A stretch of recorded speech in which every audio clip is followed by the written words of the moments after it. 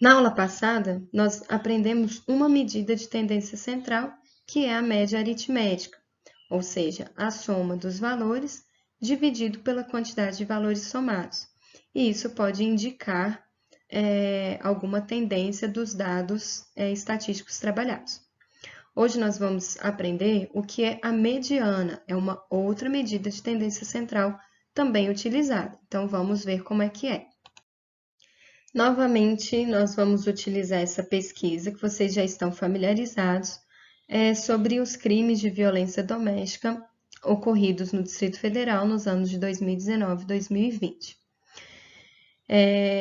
Para a gente identificar a mediana, não é complicado, mas tem algumas exigências. Então, a primeira delas é a gente organizar os dados em ordem crescente ou decrescente. Então, reparem que as regiões administrativas não estão mais organizadas em ordem alfabética, mas que os dados na coluna de 2019, esses sim, estão organizados em ordem decrescente. Feito isso, então, nós precisamos localizar o número do meio. Nesse caso, o número do meio é a 17ª região administrativa, que nesse caso são os crimes ocorridos na estrutural, que é exatamente igual, em 2019, a 260 crimes ocorridos. Então, nesse caso, a mediana, em relação a 2019, é igual a 260.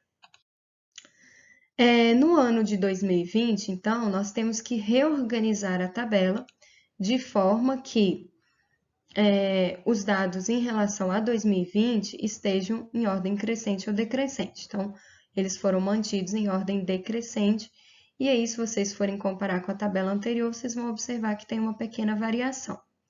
Também precisamos localizar o valor do meio, que também é o 17º, o valor do meio, né? Só que nesse caso equivale a sobradinho. E aí, o valor que aparece ali é, então, 314. Então, vejam a diferença das medianas. Em 2019, a mediana era 260, enquanto que agora é 314. Então, não precisamos fazer cálculo algum. Basta organizar os dados e achar o número do meio.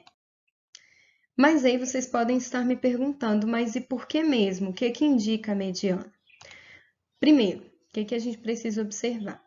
Se a diferença dos valores das extremidades, então o menor valor e o maior valor, se essa diferença for muito grande, a média aritmética ela pode ficar distorcida. E aí ela não vai estar representando muito bem o conjunto de dados. Tá? Então, esse é um dos motivos pelo qual se usa também a mediana.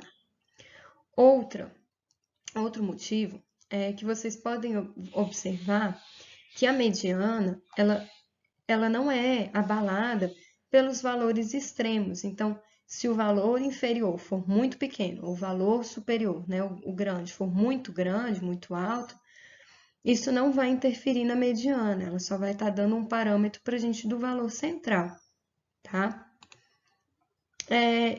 E aí, só chamar atenção para uma outra situação. Caso o conjunto de dados seja par, então, por exemplo, se ao invés de 33 fossem 32 regiões administrativas, aí eu ia precisar escolher os dois valores do meio, não só o 17º, mas o 16º e o 17º. E aí, o que que eu vou fazer? Eu vou juntar os dois valores do meio, eu vou somar os valores do meio e vou dividir por 2.